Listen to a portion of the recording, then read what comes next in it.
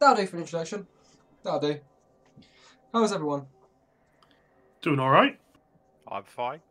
So I've got Alistair, who has got a new computer, which means we're finally going to get that podcast done, right, Al? Where's the I hope podcast? so. For this hard drive doesn't fail on me as well, yeah. And we've also got Daniel. So for once, I'm the worst coach in the league. How are you doing, guys? Well, that's debatable. But The league doesn't Got lie, except when it No, does. you're not the worst coach in the league. You're just the worst coach amongst the recappers this week. Oh, it's dear. unbelievable doesn't lie, that is. Yeah. All right then. You guys are gonna have to watch it to see the meme, guys, because I've been mean to you, Alistair. I've been mean to you in the meme. I don't care. I still won, Oh. so it's all good. Wow. All right then. We'll get right into this. We've got one that we're going to be starting with the top 4 playing each other this week. So we'll start with Tug My Bone versus the Forgotten Fridge Raiders. I believe that Alistair had this game. I did. So, the Bones took some inducements. They took Ramtut, a Wizard, and a Babe. It starts with the Raiders receiving the ball, and the kickoff event is a quick snap, and obviously the Raiders just move a few men around, and nothing spectacular happens there. It's a deep kick. The Raiders open up a path down one of the flanks.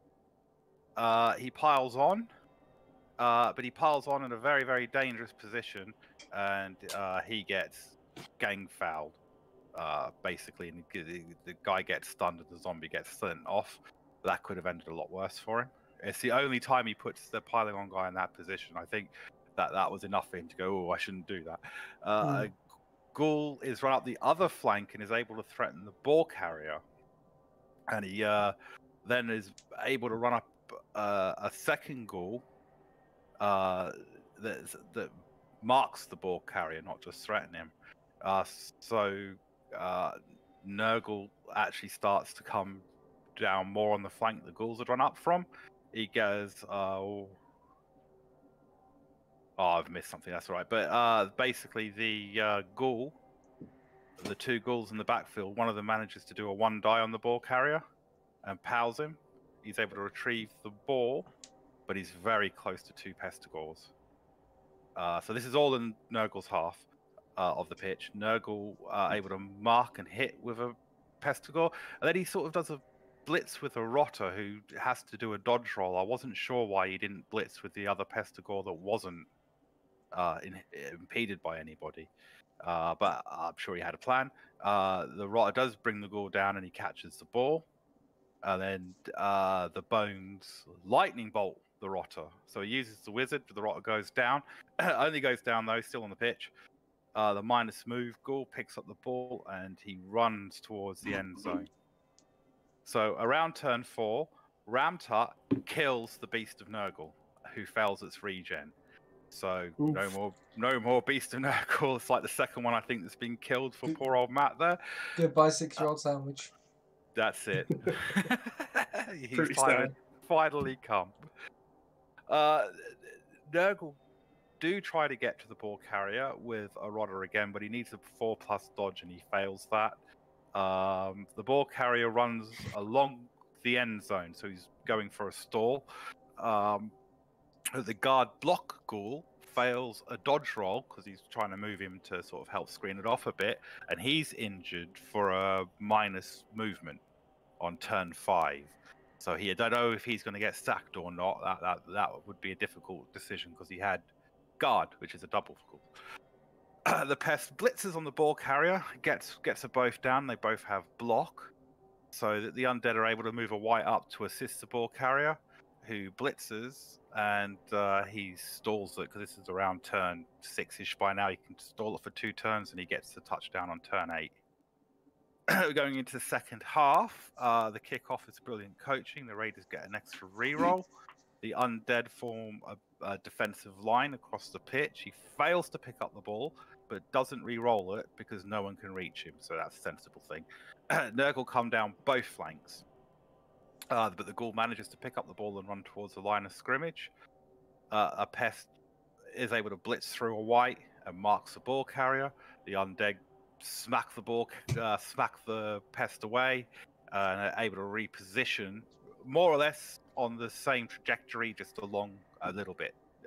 Yeah, he doesn't make any ground. The Pestigore then gets a blitz on the ball carrier again and powers him down. But the ball's in one touch zone. This is the Pestigore with extra arms. He doesn't risk the pickup. If he had have picked it up, he could have tried to dodge away, but it would have been too go for it. So I kind of understood where he was coming from there. He's not had the best of luck with go for it, at least in the games I've watched him play. That's right, The ghoul blitzes the Pestigore, picks up the square, and is able to run it up 2 squares over the line of scrimmage behind a waiting mummy. Nurgle again blitz the ball carrier. You can see a sort of theme going on in this game with Wee Man, but he has to do a go for it, and he snake eyes on the go for it. Goes down. It was just clear pitch up to the end zone for the ghoul then.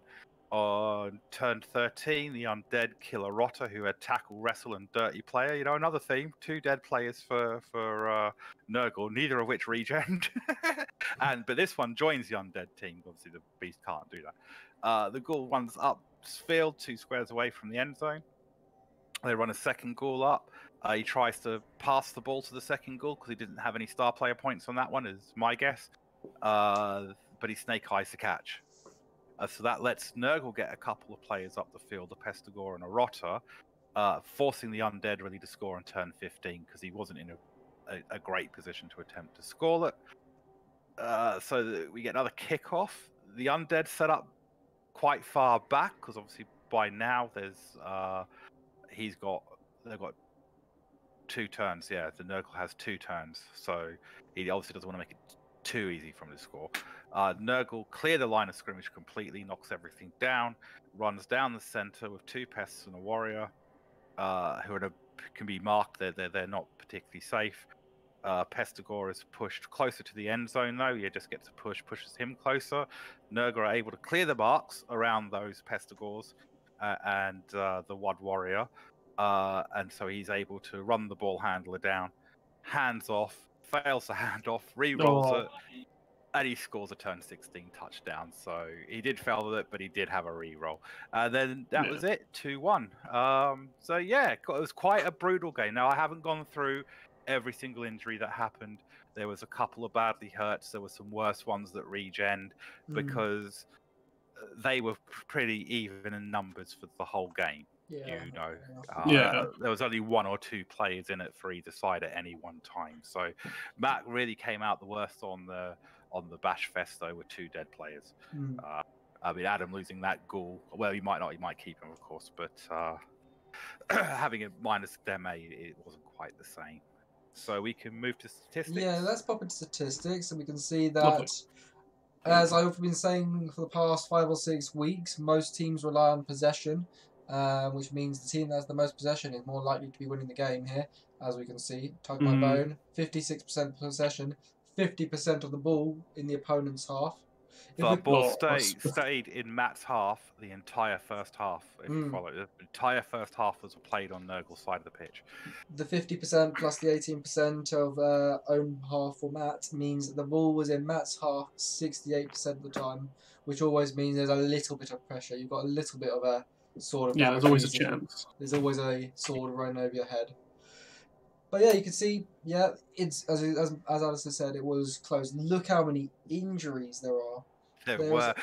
That's pretty brutal. I know it probably didn't come across in the recap, but like I said, a few of those regened, and it's a couple were badly hurt. They were zombies or they were rotters that didn't really matter because they had no skills. I'll tell you what, our Lord and Saviour, the editor, Fraser, is probably livid. He loves to put a good injury in. I've given him 2 deaths and a minus. I'm sure there'll be clips of all of them. Allowance. And I've even mentioned what turns they're in, so trying to make his job easier. Okay, we'll jump into SPP because that's where it's very important because both these teams are likely to be getting into likely to be in the playoffs. We can see 10. What was that? That's 17 for the Bones. That's 16 for the Fridge Raiders. So a win-win, an absolute win for both of the teams there. Yep, those are elf numbers. Those are elf numbers. Someone's been paying attention to the Yeah, to the program. Quick look in the dice rolls. Mainly, let's look at the foul appearance. Fails once. Yeah. Okay. Didn't really come into it. Yeah. And that's always annoying when a foul appearance fails. But yeah, that's probably within reason. Another thing we need to look at: wake up from KOs. Works all the time. Regeneration, clearly not a fake skill for the bones. No. Looking No, at that is lovely to see. their block dice, slightly favourable, but I'm quite annoyed about those 1 dice. Look at that first page. 1, 2, 3, 4 1 dice on the first page. He did a lot of 1 dices, but he didn't really get punished for them. I guess in Adam's defense over the 1 dices, they were always done at the end of the turn, and they were never done in a position where if it had failed, it would have made a difference. Like it wouldn't have caused a big hole in the line or anything. Yeah, because To be fair, there's only 1 in the second page, so it's not too. it's not drastic all over. Yeah. Looking at D6s of the Fridge Raiders, we're going to see that fake skill regeneration proving yet again why it's a fake skill. It was for Like you can see where Matt's opinion is on this one. Yeah. Armor's probably slightly low, but I think Mighty Blow might have something to say about that. At least the lightning bolt worked. I suppose that's more for Adam's sake though, because he's on the wizard, not Matt. That's where it's weird, isn't it? It's you that rolls it, and if it goes wrong for you, it's a success. It's like, no, killed a player. That was an absolute success, and the fact that it failed.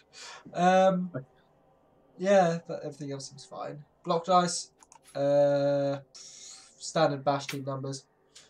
Oh, not many skulls there. Not many skulls, but you don't. True, not many skulls. We're going to quickly look at their teams now. So we're going to go look at the bones first. And they're on the second page, the last team in. Adam's up to 1300 TV for a first season team. I don't know if that's good for an undead team. He's at the moment keeping Cranium Ravager, but we'll see if he decides to keep him in the long term. Yeah. We've got 1 level up, and that is for Hor the Eternal, who's got Stand Firm. Because obviously you pick Stand Firm on your mummy with dodge. Why wouldn't you? It makes complete sense. Yeah. And yeah, I think as a person who played Chorfs last season, Dan, I think you must be loving. You must be approving of that. I love it. That's just a chaos dwarf. I remember. I love the Stand Firm. Punching that is just it's a wall. It's an absolute wall. Yeah. Likely less. Belligerent is the word I like to use for it. It's going to be quite hard to get 1 turners against that sort of team. But yeah, we're going to go to the Fridge Raiders, who look a bit top heavy nowadays, I think. And they're down to 1520. Bloody hell. Yeah, that's the beast has gone. Looking a little bit top heavy. You want to say something, Dan? They don't have a bench at the moment, but it's the Beast of Nurgle being gone. Does he have enough for a new beast? Not yet. He'll have enough when he comes to play me, I think. Oh, that's convenient. Well, that's brilliant. When you fight each other, that'll be great. It was kind of a blessing, I think, that Rotter going in a way, because he was a 30-player Rotter that had 2 other skills on it, and you know, it means either the 2 skills are bloke because you foul and you get sent off, or dirty players. Like bloke he was a great player, and he was one of the players I was worried about when I was playing against this team. And you're not normally worried about a Rotter. Bam Bam's nearly got. I think last week you were saying he nearly got his level up, but yeah, he hasn't quite gotten there yet. But... Come on, Bam Bam! Come on, Bam Bam! We need you! We need you! We need that! I'm just terrified of Wee Man. Yeah. That is a scary Nurgle warrior. Don't worry, you foul him off the pitch. He dies 50% of the time. But yeah, it's just be careful. Yeah, this is Wee Man scary. Steve, oh god, the smell is looking great, and he is a stand firm away from being ridiculous, because dodge stand firm, best combination ever. Yeah. Yeah. With guard as well is exactly what you want. We're And gonna. his ball handle is pretty cool as well. But anyway, yes. Yeah, the ball handler is good. The ball handler is good. We are going to jump over to the next game, which was you two playing. Oh. Now, you both This played game makes me well. sad. You both played well, but I think you both probably are going to agree that Alistair deserved that win. The Rats take a wizard and a babe. Rats receive and they get a 4-3 roll on kickoff because they need a 4-3 roll clearly. They secure the ball, make a half cage screen sort of thing. That was apply a little pressure to the ball, but Square gets rid of it. Rats look to be going for the 8-turn score, while the Elves bash the Rats left upfield as the ball handling rat goes back. The Elves foul Skrayek due to an ambitious blitz being followed when it shouldn't have. The Rats Apo a serious injury from the foul, and the Elves doing a foul is brilliant, and that was obviously the right time to foul. The Rats injure in response, but they only get badly hurt. Daniel looks to have listened to the advice given to him last week in the recap, but probably a little bit too well, as he doesn't really apply much pressure until turn 4. The Rats make an ambitious cage, which is leaped into. The ball is stolen by the Rats after the Rats burn their first reroll, trying and failing to stop the steal. The Elves screen off the Rats as they run to secure the ball and run it upfield. The Rats apply a suggestion of pressure, but the Elves do not score. Al chooses not to use his wizard, which probably was a wrong decision, but Dan uses a greed block, and Dan goes for a greed block and is punished for it, resulting in it being 0-0 at half-time. Yeah, I might put that blitzer there on purpose, by the way. It was a risk. But anyway, carry on. Rats get a reroll at the start of the second half. Elves injure Daisy Pusher on the line, but who cares about Daisy Pusher? Elves cage up in the centre of the pitch while the Rats bully the scoring threat.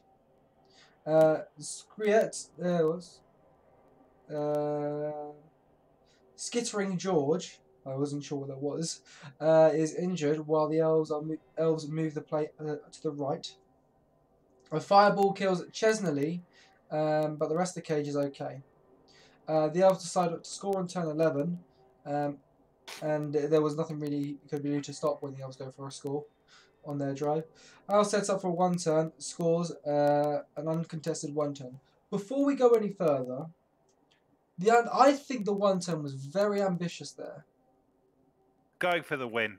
That was all that was about. Going for the win. Like trying to, if I do it, it gives me enough turns to get the second touchdown. That's all that was about. Yeah. No, that's what you got. Why you're doing it? I just thought it was a bit ambitious. Only one of the 3 elves wake up from the KO, meaning it paid off, and the thrown rock KOs another elf right at the start. Oh, nothing fair to me. I thought that was totally third fair. game in a row I've had a thrown rock. I was trying the same plan as before, but the ball is a bit deeper, so he can't really cage up. So the throw is left rather open. The ball is sacked by Lightning McSqueak. Daniel doesn't even blitz in response. He just tries to reposition his players in defence. He repositions his players. All get. Al gets screwed for doing a 1 dice. I do. Yeah, but gets a lucky break when the turnover blitz comes and the ball bounces so favourably that it lands in the hands of, I believe, Finluch.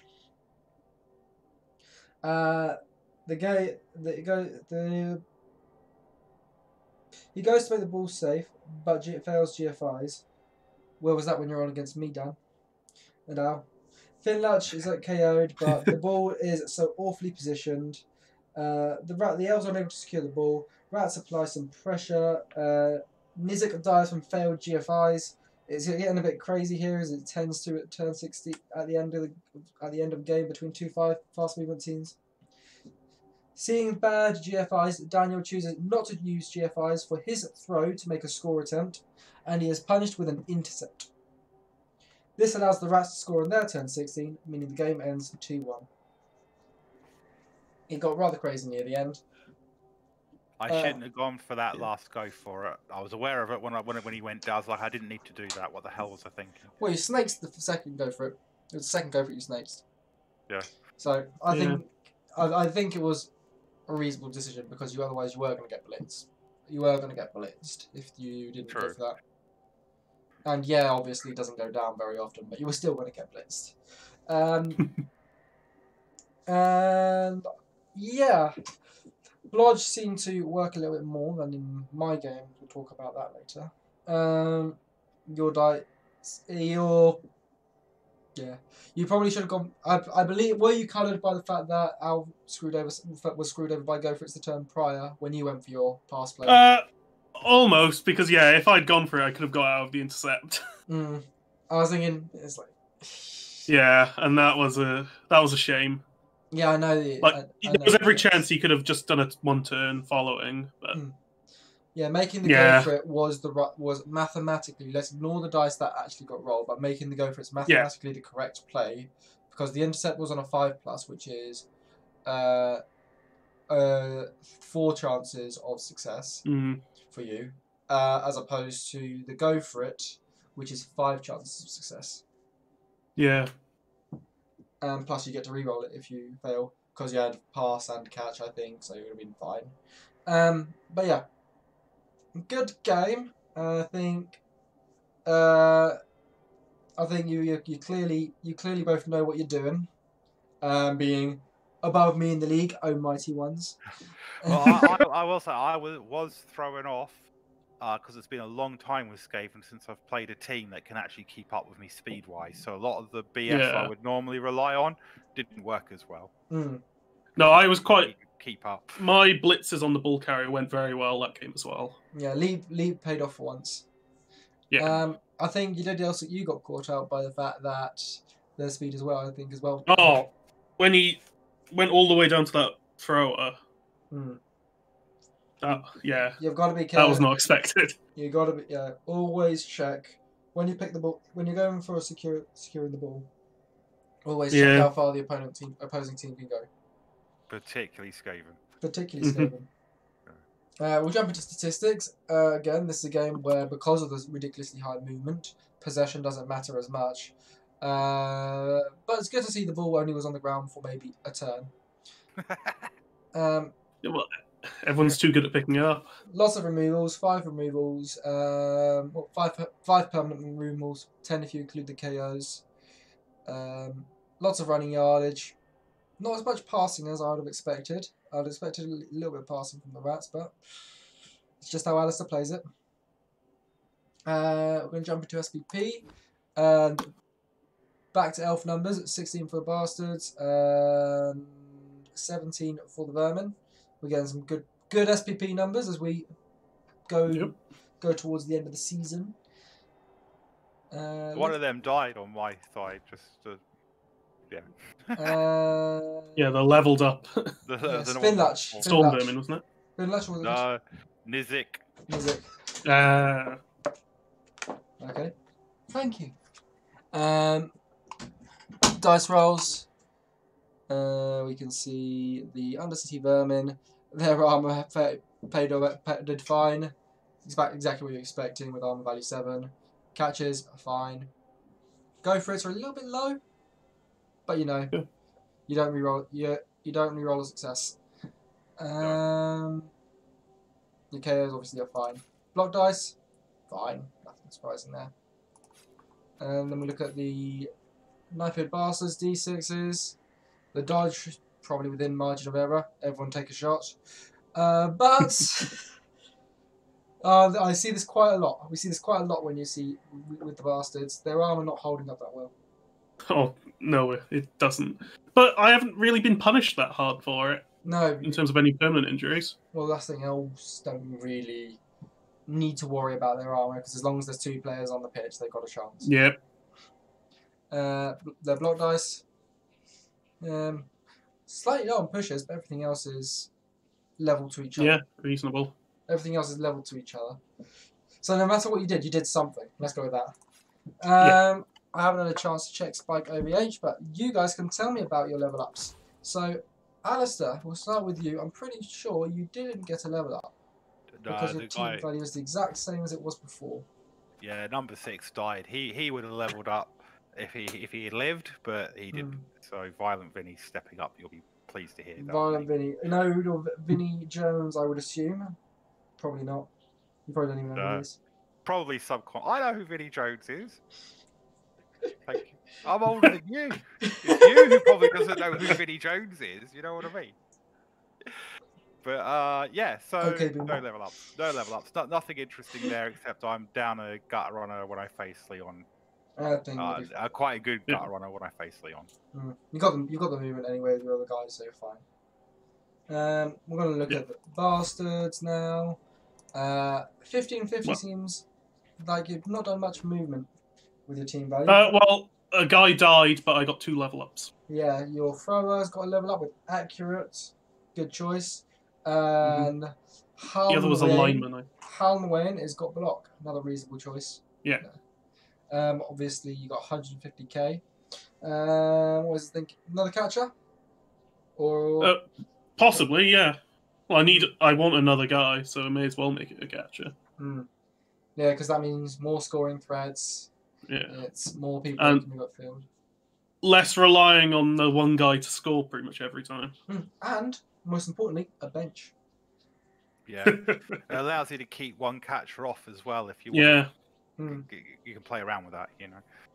Yeah, if you happen to be expected, if you happen to have your full roster at the end and your opponent's got 1 turn, it means you can hide a war dancer if you need be.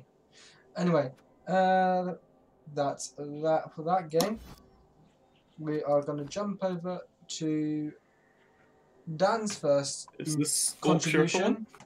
The Orkshire Ripper versus Rob's Claws. A game that the fact that it's a draw is a real relief for me, as we'll talk about later. I mean, it was a game best summarised by one of the notes I made about halfway through, which was just violence ensues. Violence ensues. So, yeah, we start off. Orcs win the toss. Bribe for Rob's Claws. Starts off bloody on the line, Beastman KO'd. The Orcs run ball straight to the middle and cage up. Rob's Claws respond with violence, KOing one of the Black Orcs, which was quite detrimental later on. But then fails dodge twice, turning over. The Orkshire Ripper push down middle right and just cage up the ball. Other than that, it's just punches and pushes, but nothing major. Then Rob Claw swing right, injuring another Black Orc with a -1 movement, which Liam then re-rolls with the Apothecary into death and takes the death. What was it? -1 watch and then what? -1 watch. -1 move, then death. I mean... Well, I mean, he's going to get rid of him anyway, I suppose. Yeah. Which is interesting, as he got rid of 2 players just before the start of the match. So now he's lost 3 of his high-level players. Oh dear. Yeah, carry on. Yep. Then the Chaos Warrior gets onto the ball carrier, but then Liam immediately just blitzes him straight off. Advancing right, real slow, just grinding along. And fouls the Beastman off the pitch. Rob pretty much just screens with the Beastman while his Chaos Warriors continue punching. But then, Orcs keep moving slow right. And foul removes the Chaos Warrior this time. So both sides are down half there. Rob Claw's running a bit low on men. They've got a lot on the bench, but not many on the field. Stalling for time. Liam runs the ball within scoring distance, but then fails to go for it twice with one of his cage men. So then Rob marks the ball carrier, but then fails to dodge, turning over again. Everything fails. Yeah, this is this set part of the game. Rob covers the ball with 2 tackle zones, and then both down, losing another turn. Liam tries to clear the ball, takes out one of the guys covering it, then just picks it straight up and runs, but then gets immediately blitzed down again before Rob fails another go for it. Liam then just blitzes the man off the ball again, picks it up, and just scores 1-0. So pretty much the same thing just keeps happening first half. And then just before half-time, most of Rob's guys get off KOs, I think 4 out of 5. Oof. And then they, in return, KO 2 Orcs on turn 8. And then, as we move into the second half, Rob receives. All the rest of Rob's KOs get up, and one of the 2 Orc KOs get up. So Orcs are 2 players down at this point, because of the big bench that Rob had. Chaos Warrior catches the ball after a high kick, and then cages in the middle. Orcs seem a bit more cautious in the second half, only mostly attacking. But then Rob responds, very aggressive, push down the left flank, taking down quite a few of the Orcs there with just strength of numbers.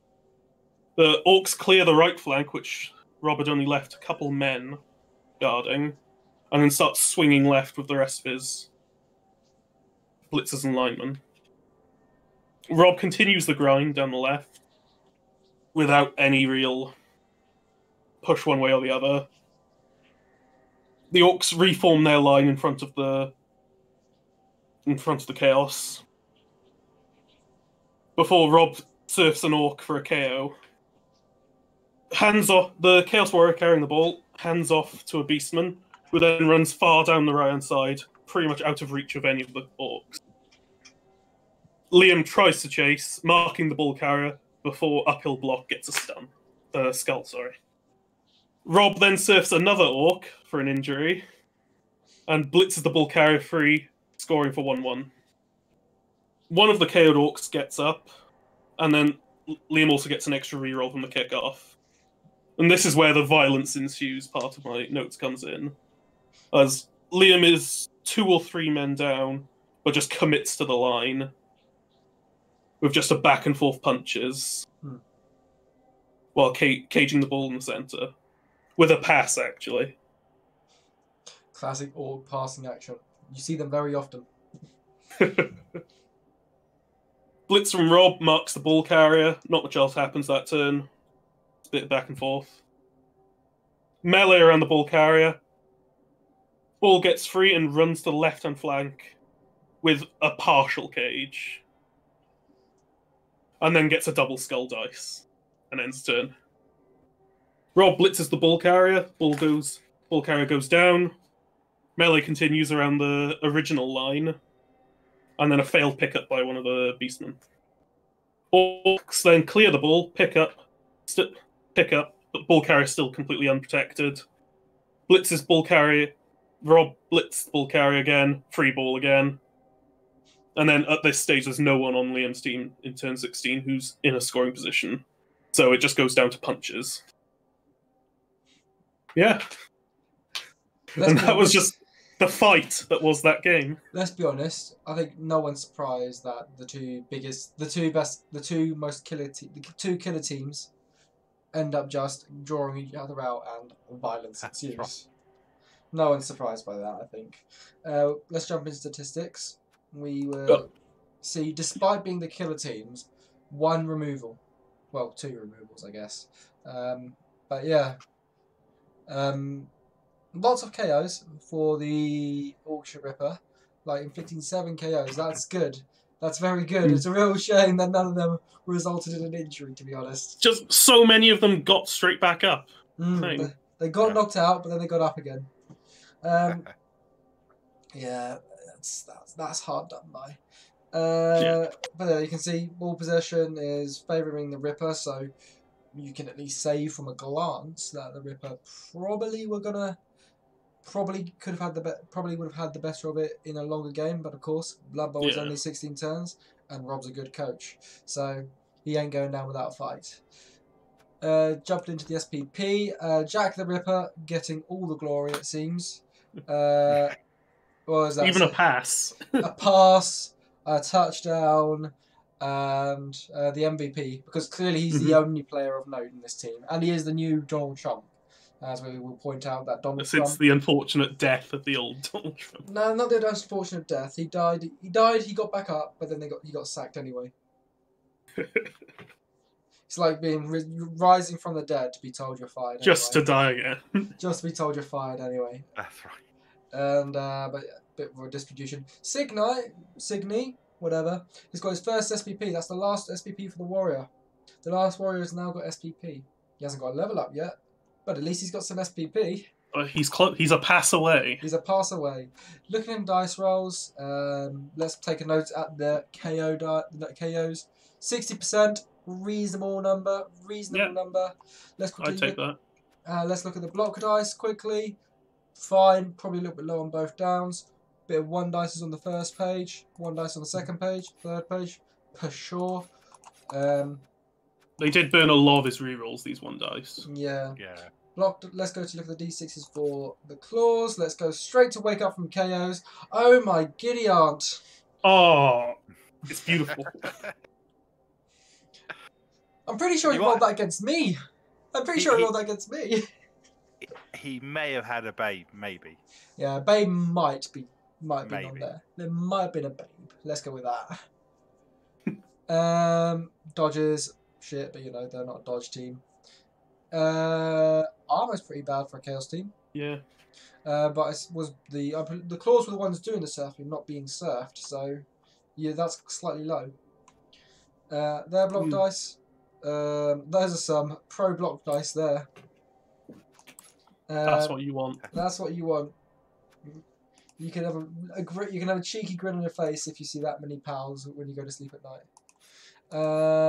And in 5, well, not a full 5, but 4 pages and 2 lines of dice rolls, one dice. One dice. Which was a POW anyway. Yeah. Yeah. You get when you roll when you're rolling nothing but 2 dice and we've got 4/5 pages of it, you're gonna get a lot of pals. We're gonna go look at their teams. We're gonna look at the Yorkshire Ripper first. And we're going to see the team started at like 1750 at the start of the season. And I'm not sure. I think Willem's got a more condensed team than that, hasn't he? Well, I think I understand sacking the troll. So the games I've watched with Liam play, the troll was a liability. He requires constant babysitting, which he wasn't always able to do, and he just sat in the middle of the field being really stupid. So I can understand that. I agreed with Rob Top. I would have kept Donald Trump, but it's too late now. Yep. Yeah, hindsight's a wonderful thing. He's just got to he's down a Black Orc and he needs to fire Peppy the Orc. Edge 2 Blitzer, I think, has to go. Yeah. I mean, yes, you're down players, Liam. Fire more of them. That's right. Sound advice by Alistair there. Sound advice. What I would do is get the Black Orc first. Then fire, when you can afford it, fire the Blitzer, get the Blitzer, rely on a journey. I wouldn't have to, would he? Yeah, no, that'd be fine. And then it was the night before this game where Liam messaged me about his grand plan to fire a bunch of players just before the game starts. I mean, if I had so many players that he actually got a journeyman for this game, I would have kept keep either the troll or Donald Trump for this game if you're doing that. Yeah. But yeah. He's on the Blood Bowl Facebook page, sort of school of thought, where if it's bloat, sack it. Yeah, but I lean in that direction, but sack it when you can afford to replace it. You know. We're going to look at the claws, who haven't got any level ups, but they're still the claws, and they still look scary as ever, despite being teenage chaos. Antares is good, but he still needs claw. Sephi's a bit of a joke that he needs to stand firm before he's any good. Signai is a pass away, as we've said. Yep. But he has no ball. But Rob's got no ball handler. No one to just secure the ball. I believe it No, got not sacked. yet. Believe it got removed a couple of games ago. Yeah, he got one of the minor stat things. Yeah, but yeah, 2 strength at Beastman though. That's quite it's nice to have. it's disgusting. It's disgusting. Oh, Well, strength 5 on a blitz is quite strength 5 on it. harsh. Yes, And he's got 2 of them, so he can cover like the pitch. Yeah. I think for those all 6 of those strength 4 players tentacles clearly.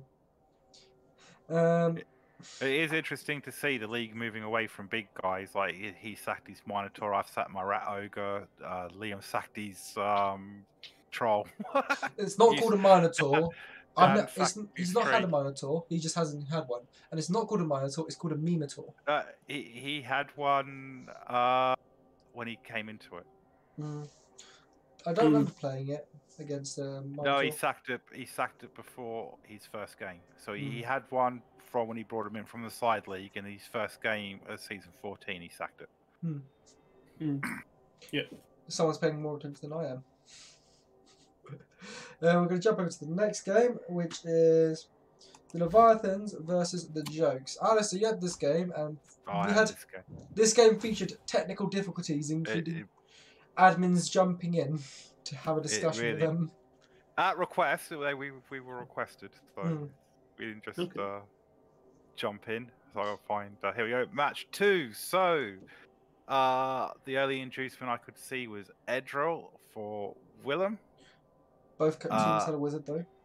So both teams had a wizard. The Magician's Shop, that's going to come into it later, although I'd already put that in the notes before that had happened. The Necros receive the ball. They get a blitz. The ball's landing quite deep in the Necro side and is pretty well protected with 2 werewolves and 2 ghouls. The Leviathans use Edril to sort of try to get a hit-no, but it fails. He blitzes a wife in for a push, and at that point, there's not a whole lot they can really do to take advantage of the blitz. So I think the Leviathans did the right thing. They did move a little bit down to mark some players, but they didn't overextend themselves or try anything too crazy, because it wouldn't have worked anyway. So that was probably the right move. Breaking news: Willem did something, and it wasn't crazy. Actually, that's the theme in this game. To be fair to him, the Necros start hitting players in the center. Anarian is stunned by one of the werewolves. Lion is injured. Werewolf fails to pick up the ball, but he re-rolls it, so he runs up the flank. But he doesn't cage him. Doesn't screen him. Just sort of leaves him right out there in the open, allowing the elves to get a 2-dice blitz. Gets the pow. Ball gets not loose. Leviathans following up from where they're positioned in the kickoff event. They're able to leave a couple of threats behind the line of scrimmage on the Necro side. The ball is still unsecured because he couldn't really get to it particularly safely, but he gets both of the werewolves down. The Necro mark Edril, who's probably the biggest threat near the ball. He has to use a reroll, smacking a fletch, and that because it comes up when he moves a white in for a surf. He blitzes, but he gets. I can't remember what he got. Like a push. I think he re-rolled that into a skull, or it went skull.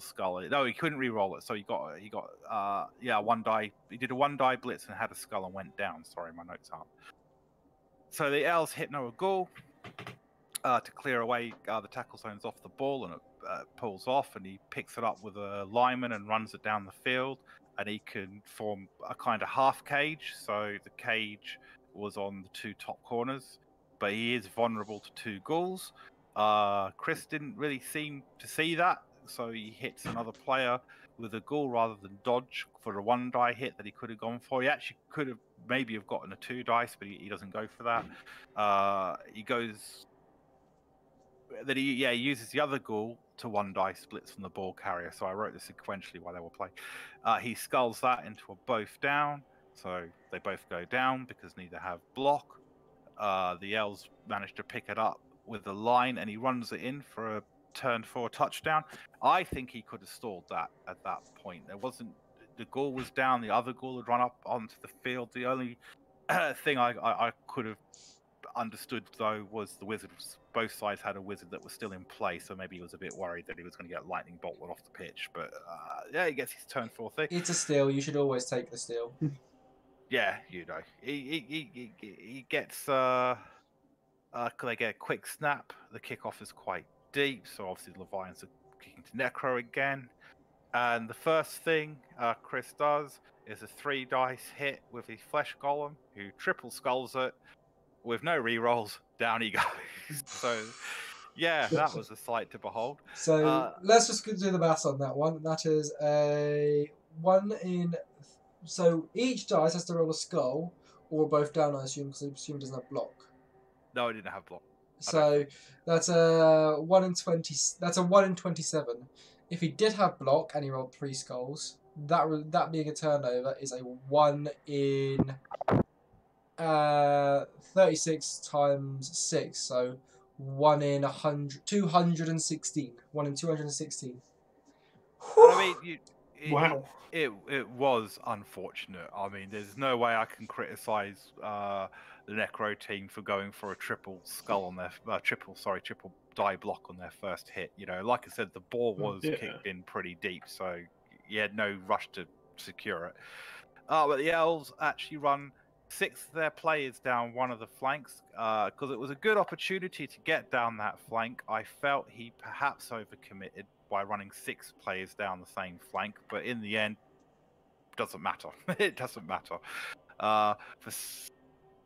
So Chris misclicked.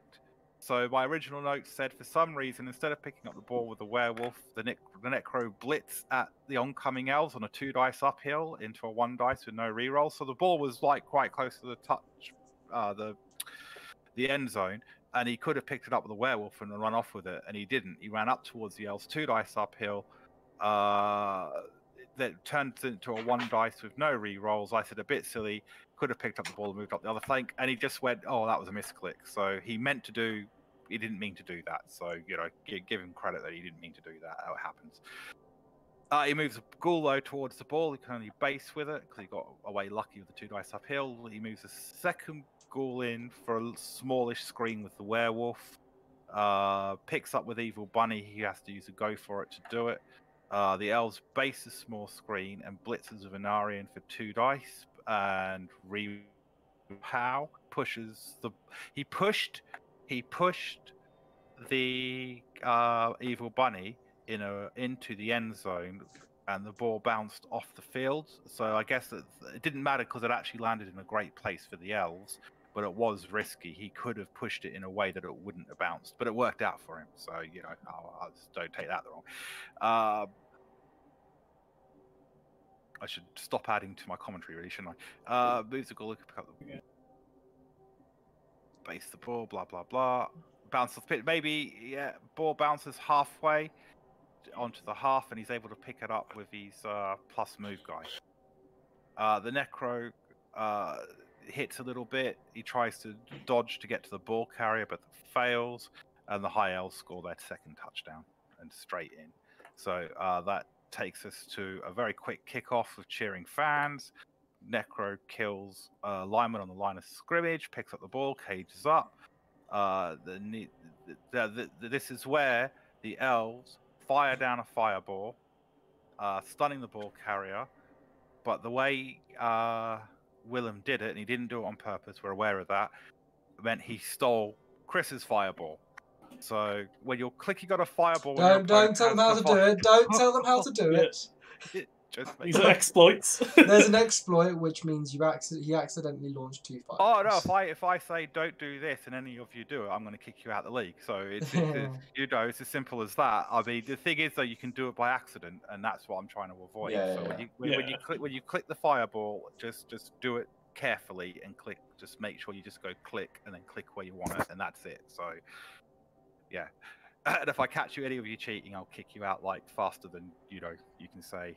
Please don't kick me out. And if you accidentally do it, you must restart the match, I think. Yeah. I don't think it happens very often. Anyway, we come to how we dealt with it in a way that both coaches agreed to later. So the Necro pick up and fail a vanity pass. The Elves pick up and get a vanity pass, and that's the end of that. And we go into the second half, get changing weather nice, which means nothing because it already was nice. The Elves retrieve the ball, hit a werewolf, and pass from the backfield for a screen cage, if you know, like a loose cage, more of a screen than a cage. They hit the screen, Necro hit the screen, but are unable to get to the ball carrier, and then they sort of form their own screen. The High Elves bash their way through the screen. The werewolf blitzes and frenzies through to base the ball carrier. This was the point I think we'd done a lot of contact and I missed something, so my notes are wrong. Basically, Willem hits the werewolf off the ball carrier, and then he goes for a long bomb. So the long bomb was a 4+ throw, which was accurate, so a 2+ catch. So at that point, he didn't really need to do it. But this is Willem. But it wasn't. If it hadn't have pulled off, I'd have gone a bit easy on him. But because he's 2-0 up at this point, so I think he was just doing it to see what the odds are to do it.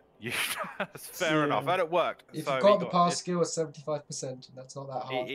It worked, and he got the touchdown. So we get another kickoff, and the weather changes to nice, like for the third time. The ball is kicked close to the line of scrimmage. The Necro screen the ball and do a god almighty foul on a down line and injure him. And then he picks it up with a werewolf. And then Willem does his own. So Willem fouled, by the way, just so you all know. Willem fouled the werewolf. My God. He's been listening to the advice I gave him, I think. Yeah, you got to foul. It's in the toolkit. I mean, don't throw games and pick your fouls and pick who you do it with. But fouling's all part of the tool set. But it didn't break armor. It was a big foul, but it didn't break armor. Necro create a path up the flank. Narian is able to blitz through, powers the ball carrier, and the ball bounces upwards towards the elf end zone. Another injured line is Necro fight to try to get to the ball, but Evil Bunny fails to pick up the ball. Edroll picks up Evil Bunny onto the ball, and the elves fail to pick up in a tackle zone. It still was actually bad luck for poor Willem there. Aldrew then pals onto the ball, and a white hat manages to catch it. Anarian is fouled and killed, but Apo'd into a miss next game. And at this point, we basically had an agreement, because this is where Chris wanted to use his fireball, and they contacted us, and I had to go backwards and forward, which is why my notes got a bit messy at the end. We basically said, the elves move their players away as if like the fireball had done something. Both players agreed to it, so incapacitated the players that potentially could have been incapacitated by the fireball. Yeah, basically. That's what happened. Rather than reset the match or anything, that's what they agreed to, so it was fine. And the werewolf is able to pick up the ball and hands it off for a touchdown. The kickoff's a high kick. Oh, and my notes are over at that point. I did manage to get them over. I don't think anything happened. I think it was like the last turn. I think Willem did try to do a vanity pass. I have a feeling it failed, but I didn't. For some reason, I haven't taken a note of that, so I might have succeeded. But that was that. Well, it was a crazy game. Well, it really was. Willem wins a game, which means it's always a special week. So and Arian nearly dies, also special. So from now on, I'll let you all know which games I'm recapping when I'm doing the recap. But all just cage up the ball and move 2 squares up the field and not do all this crazy stuff. I'd appreciate that. Don't worry, next time you're here, we'll give you Nurgle versus Dwarfs. Excellent. Lovely. That'll be great. So you can fall asleep while watching the games. We jump into statistics, and we can see the Leviathans have more ball possession. They also got favourable kickoff events. But look at that. That's a fast team getting that much ball possession is like it's gonna be wipe the floor. Madness. And SPP. Now those are some elf numbers, Willem. Yeah. Oh my. Yeah. 15, 19 SPP for Willem and 14 for the Killing Joke. So nothing to be sniffed at. Willem is developing good star player point control. He is trying to score.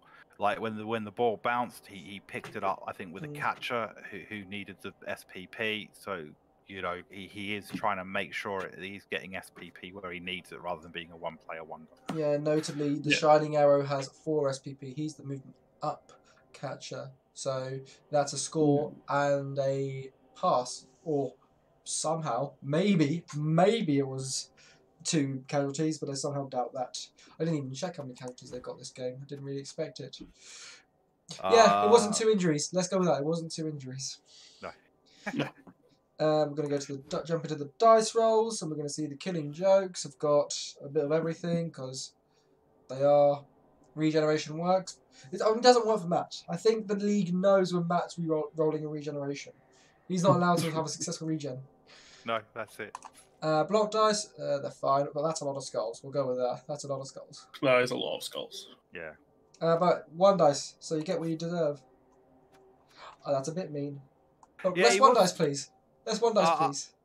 I mean, I say it, but I'm giving up saying it now. If every time you get a turnover because you've 1 dice, the skull isn't enough to tell you to stop doing it, then there's nothing I can say is going to change that, And it doesn't even show us the 2 dice against, because the 2 dice against is still somehow in white.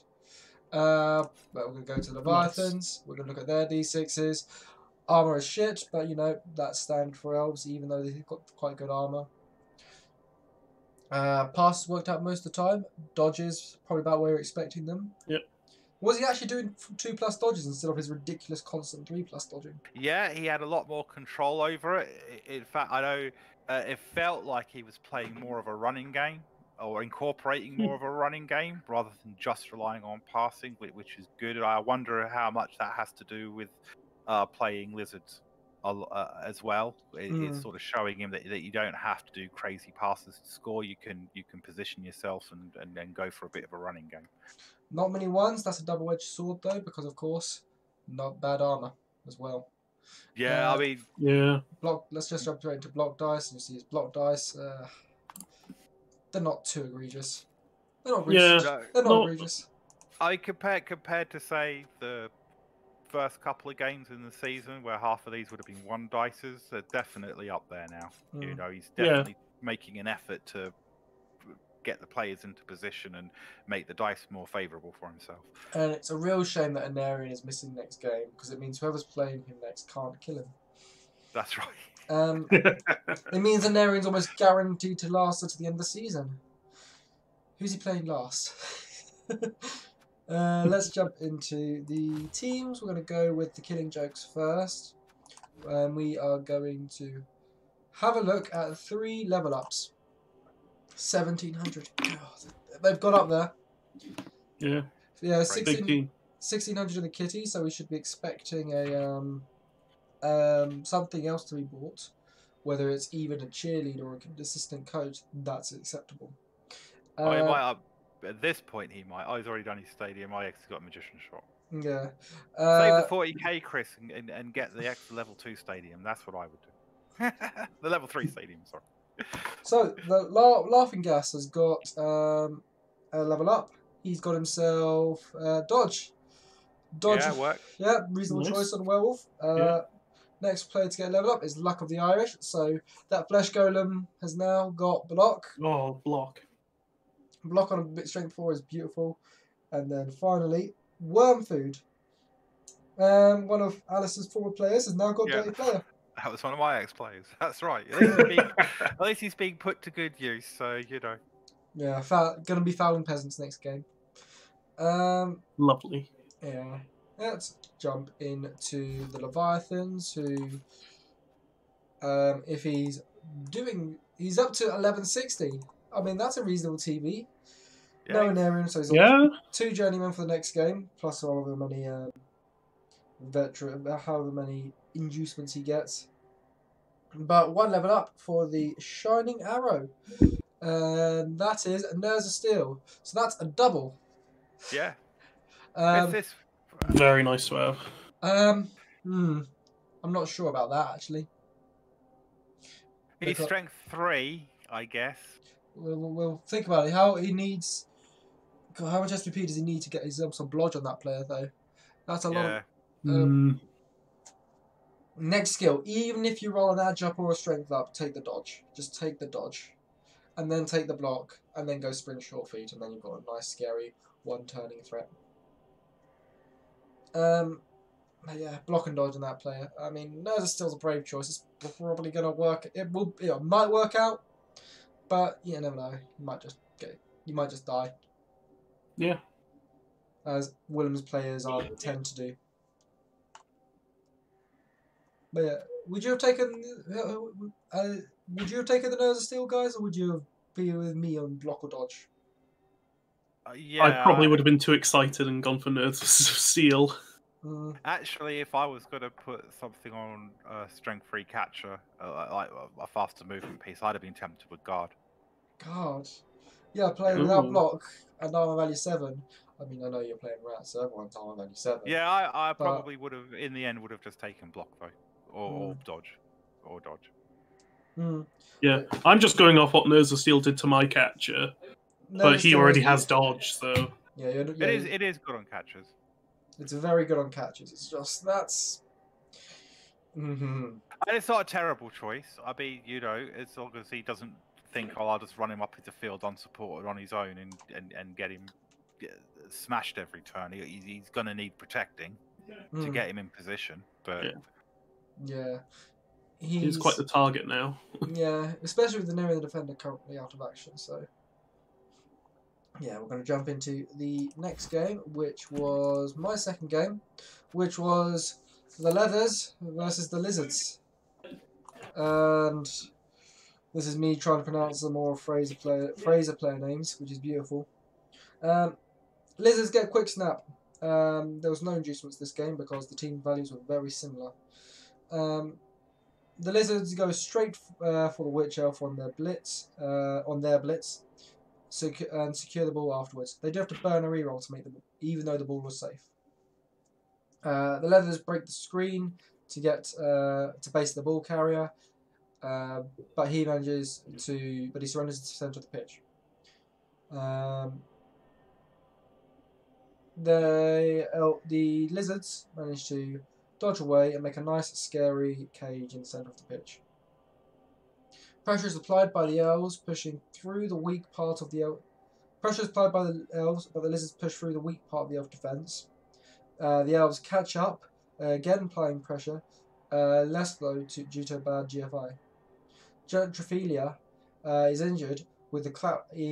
injured and the classic Lizard 1 in 9 happens. The Elves manage to sack the ball carrier, get some tackle zones over the ball before securing it, but it doesn't look particularly safe. Fecophilia is injured, leaving no real attacking options for the Elves upfield. It's at this point we normally see Fraser do the most elfish bullshit we've ever seen, a la Willem, but he doesn't this time, which means he's learnt.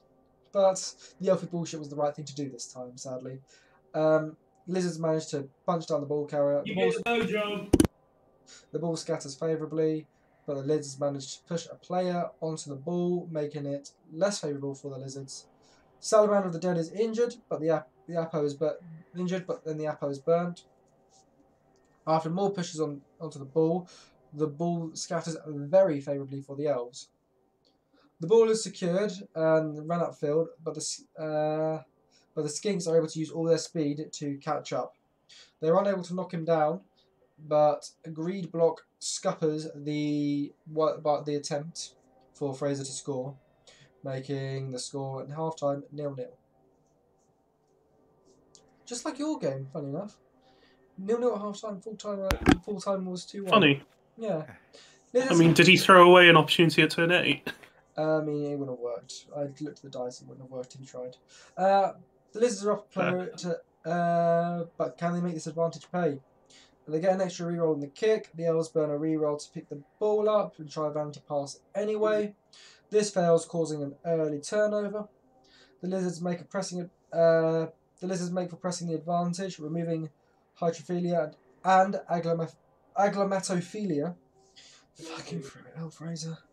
The Lizards get 2 tackle zones on the ball, and another early turnover due to not knowing what diving tackle does, because diving tackle actually works this time, which is rare for the lizards, means the lizards are able to lizard smash, lizard secure ball, burn a reroll, meaning they need to delay one more turn, but the elves can't really catch the ball. A dodge is made, but the lizards score on turn whatever I haven't noted down, 1-0. Elves set up in the same way, likewise. Elves set up the same way as he did, likewise do the lizards. To add insult to injury, though, the lizards get a blitz. Ball bounces into the hands of an elf as they make a cage. The lizards are unable to knock down the ball, but get 2 good tackle zones on them. The elf can't break out, meaning the ball carrier is knocked down next turn. Skinks secure the ball, and without delay, make it 2-0. Elves receive a high kick, and he uses the Forest School of Blood Bowl. Run, Witch Elf, run! The lizards are unable to knock down the Witch Elf, allowing for the Witch Elf to score on turn 16, making it 2-1. Leon has a chance to go for a 1-turn attempt, but he puts the wrong skink on the line. Good job, Leon. Check your player skills next time. 2-1 full time. I mean, Fraser played very well in the first half, but he seemed to not do in the second half. There was quite a lot of mistakes right from the get-go in the second half. For example, going for the pass play after the failed pickup and not making any blocks was surrendering the advantage on the line is probably not what you want to do. Yeah. Yeah. Let's jump to statistics. We'll see that lizards get more ball possession. Again, lizards are a fast team, so they don't really need the ball possession that much. Fate, Leather, and Pleasure, though, do. So 37% was apparently enough for 1 touchdown.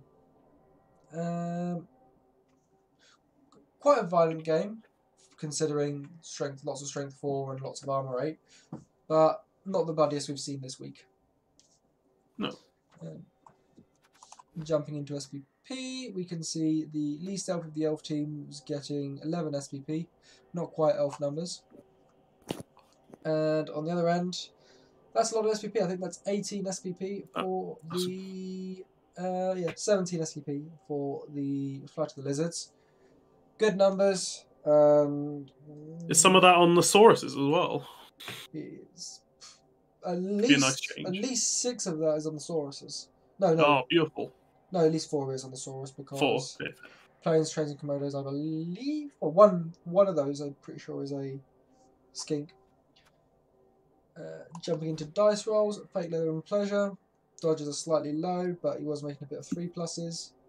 Going for it, cruelly bad. Look at that.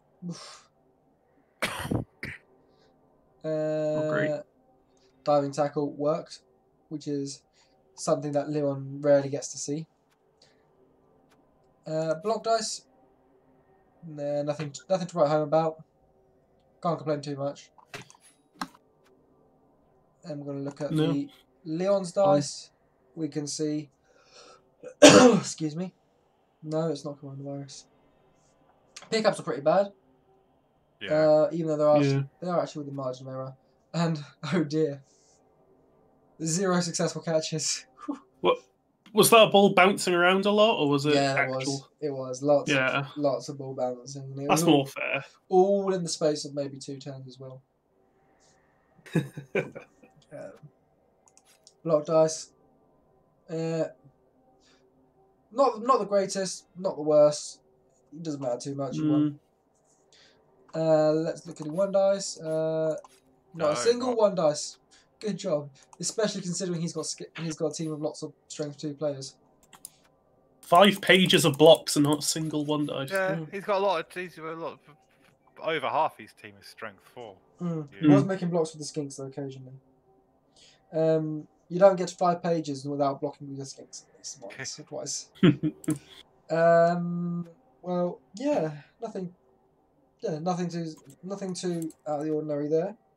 We're gonna go look at the teams. We are going to be looking at Fate, Leather, and Pleasure first. 1610, that's a good TV for a Dark Elf team. Probably going to be exciting if we see them next season. Don't Google this has got a level up. And block, nice, safe choice. And Nebulophilia has got tackle. Nice, safe choice. Yeah, it works. And 4 rerolls. 4 rerolls. This team is a lot more scary than it was at the start of the league. Yes. When Frotterism gets a level up, it'll be interesting. Don't Google it. Don't go. And then we're going to go to the... Unless you're at work, then Google image it. Oh, So your boss yes. can make sure the boss can see your screen while you're doing it. Yes. We're going to go to the lizards. And I can't find the lizards. There they are. They have 2 level ups. We have a bit of flying lizard has got guard. Oh, Alistair, as our resident lizard expert, how do you like guard and tackle? Up to them, I would always put block first on the Sauruses. I mean, you can see with the guys that do have block how quickly they've gotten to their second skills. But yeah, I can understand. I know we were getting there, but I can understand the tackle because he's against Skaven next. But guard isn't gonna matter against me because I'm not gonna get drawn into a big brawl if I can help it. But I would have put block on both of them personally. But you know, if it works out for him, that's great. But he has played against 2 elf teams in a row as well. But I hope you remember your reasoning, Leon, every time you both down it on one of these players and have a turnover or burn your last reroll. Just say. The other thing we need to note, he's got 90k in the kitty, so I suspect we're going to see another skink shortly. Yes. Because 90k is probably more important than a stadium upgrade.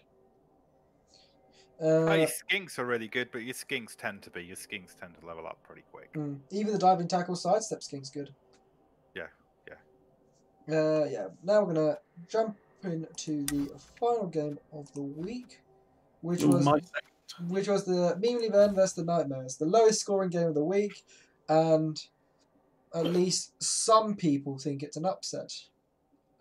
I mean, it was a really fun game to watch. Yeah. It didn't go the way I expected it to go at all. And it didn't go the way I wanted it to go, to be honest. And I was really playing against you, Callum, and it was your team was quite I was saved by nothing. Yeah, it's an upset in terms of it's made it harder for you to hit the top 4. Not impossible, but yeah. And according to another poll this week that came out today, I'm somehow equal favourite to get into the top 4. Nah, you guys are stupid. I'm not going to get top 4. Well, if you give it a good try. I'll try, but I just don't think it will happen. Anyway, carry on. Perfect. Okay, we start up with Fraser Nightmares winning the toss. Memely Men defending. Kick off. I think there's a wizard for the Memely Men. Yes, I had to spend some of my own money on that wizard as well. Yep. Memely Men get a blitz, a push heavy up the right flank, straight towards the ball. But the failed GFI fails a reroll there. Eats a reroll up. Then Fraser Nightmares begin punching, get a KO, start pushing right left flank away from all of your good players, Callum. Yep. And then Memely Men start pushing back down towards left as well, but a failed dodge turns it over. As forms a theme in this. Fraser Nightmares run even further down left, into the Memely Men's half. Another KO leaves the Memely Men starting to get a bit down on players. To which the Memely Men respond by marking the ball carrier, but then turning over after another failed dodge. Turn 3, the Fraser Nightmares blitz off the ball carrier. The ball carrier moves right next to the touchdown line, and then they get another injury and another KO. So things are looking pretty dire. The Memely Men are down 4. They run after the carrier, but they're too far out to catch up to him this turn. And then into turn 4 for the Fraser Nightmares, they give a light beating for scoring. A light beating as in they don't remove a player for once. Yeah. That was all according to plan. It was all according to plan. I was supposed to win this game 2-1 with after letting him score quickly. And no, it just didn't happen. To be fair, you did lead him quite heavily down left. Yeah, it was intentional. It was intentional. Yeah, intentional.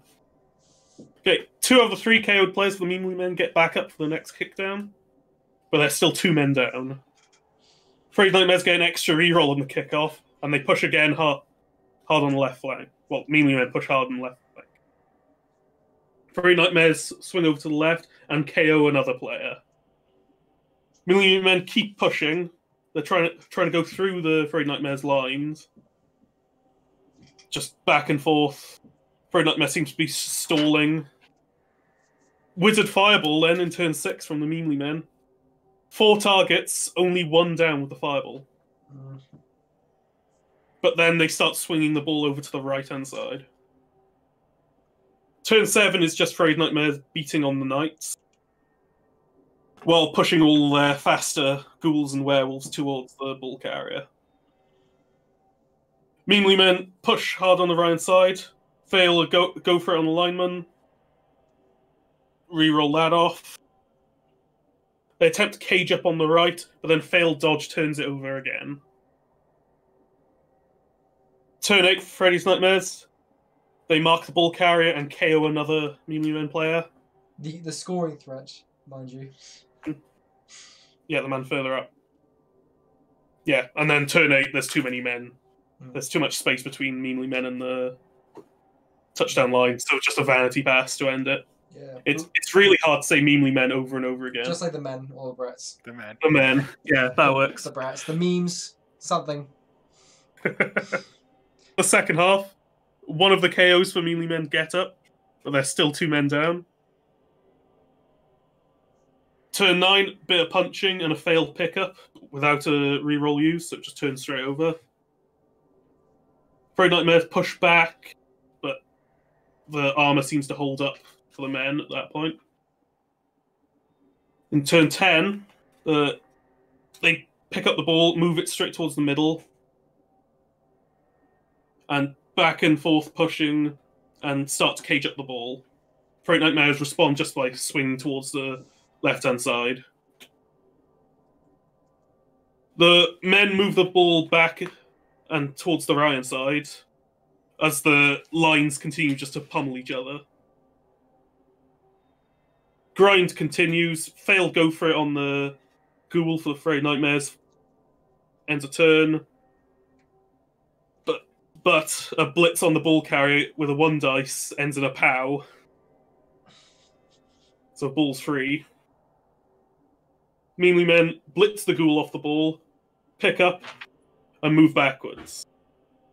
Turn 12 just finishes with more grinding and another injury on the men's side.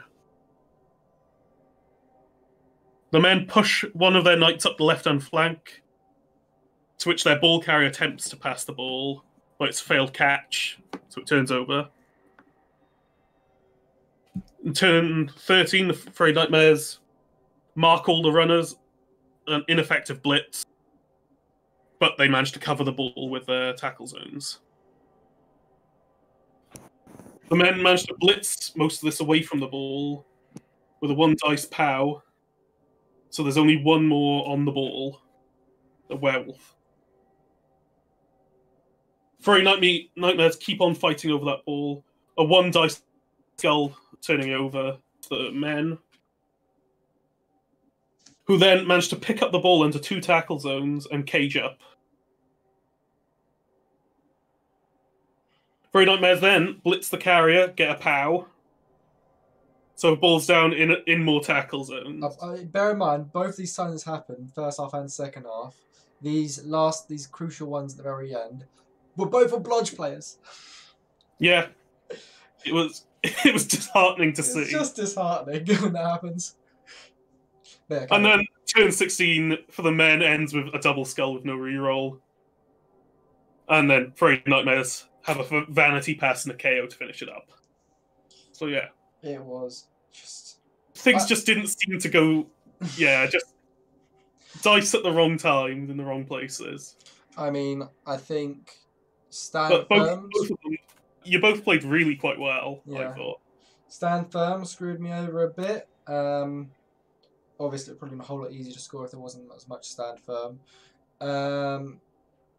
Down players is fine, I guess. It was more, but it was just.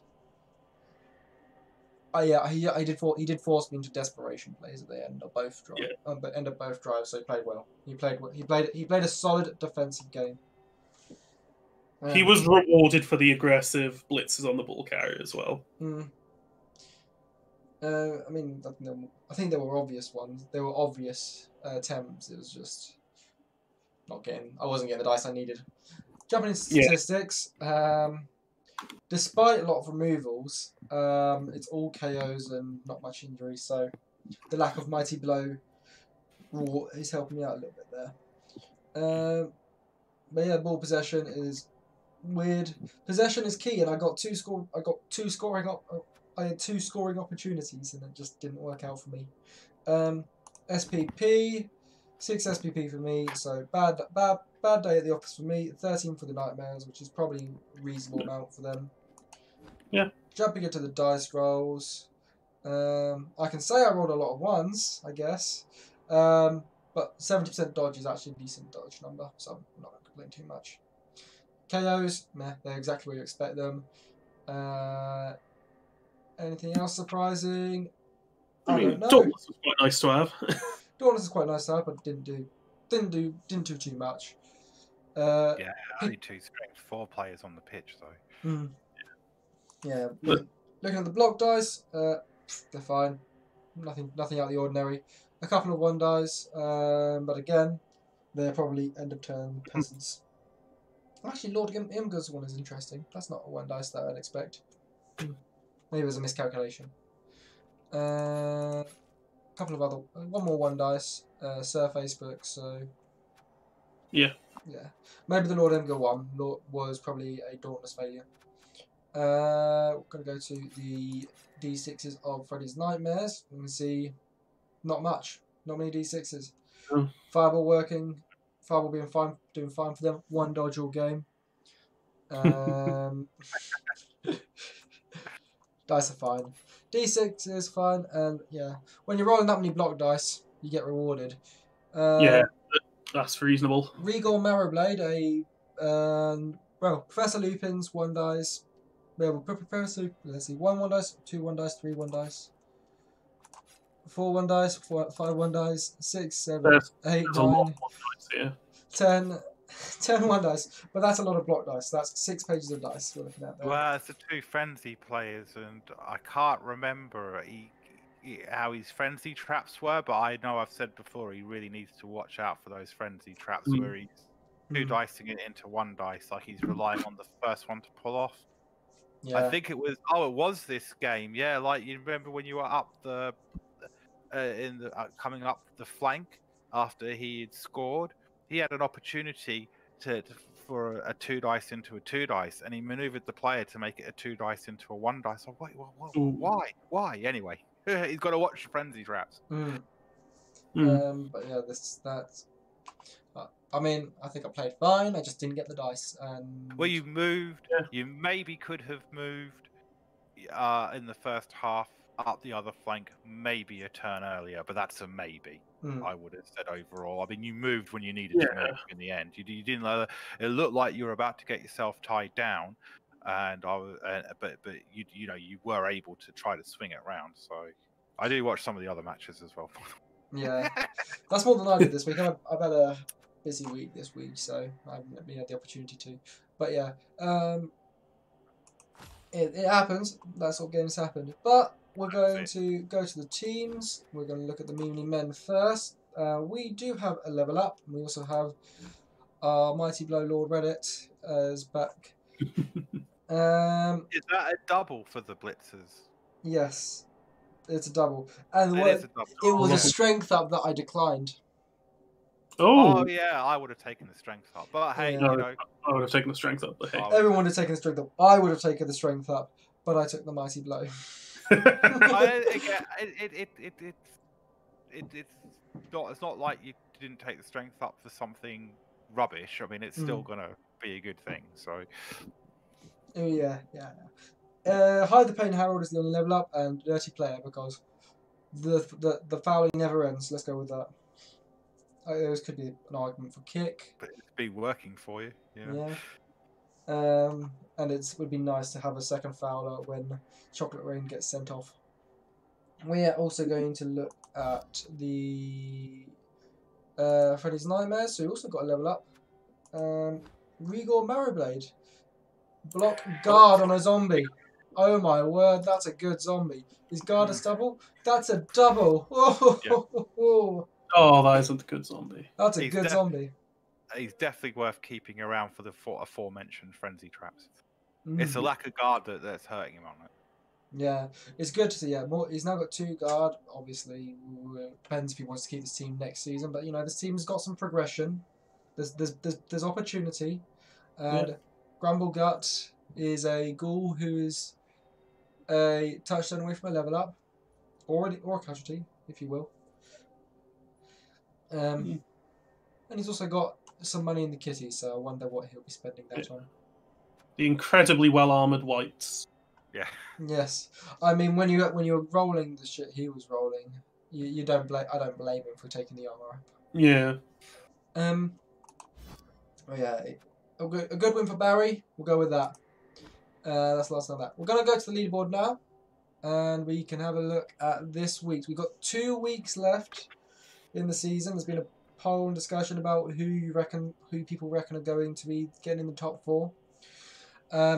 Mathematically, Adam has not quite. Has he quite secured it? Yeah, he's secured it. Adam has secured his place. And Alistair, who's your other opponent? Who have you still got to play, Alistair?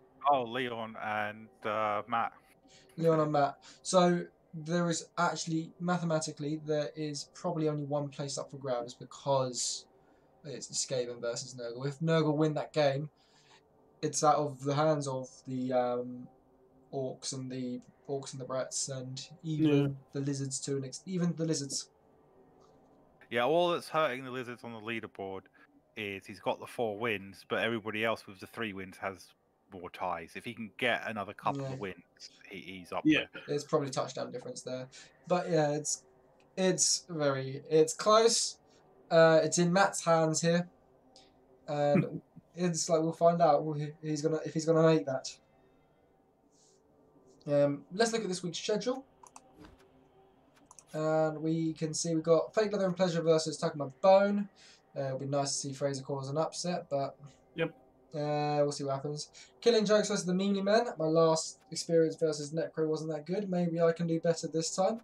Interestingly, the last time these 2 teams played was the final of the Neophyte League, and the winner of that was the Killing Jokes. Yeah. Okay. Then we've got the Orkshire Ripper versus Freddy's Nightmares. I believe we're getting close to the Orkshire Ripper's swan song. I've heard rumours that we're going to be seeing what's his other team called? What's his? Oh, I can't remember. They're the Necro team, I think. The Brexit theme Necro team. The Brexit theme, yeah. It's Grabbed by the Ghoulies. That's it. Yeah. Undercity Vermin versus Flight of the Lizards. Leon really needs to win this game. He does. He's got the team that can beat the Vermin. I mean, the level ups, the progression, they're fast. You know, they're the fastest of the bash teams. So just needs to kill that one turner. Well, even if he doesn't, he just positioning. It's all about the positioning. We're now, of course, since we're in the late season, the banana skin that is Willem's late game charges is potentially for the Fridge Raiders. I mean, that's what I tell myself to get to sleep tonight. And then we've got Rob's Claws versus the Knife-Eared Bastards, which is going to be another interesting game. And of course, Rob's also very hungry for the top 4, and he's obviously going to be trying for that. So it's not going to be easy. No, an attempt will be made. An attempt will be made. That is it from us this week. We wish you all the best of luck. Nuffle bless.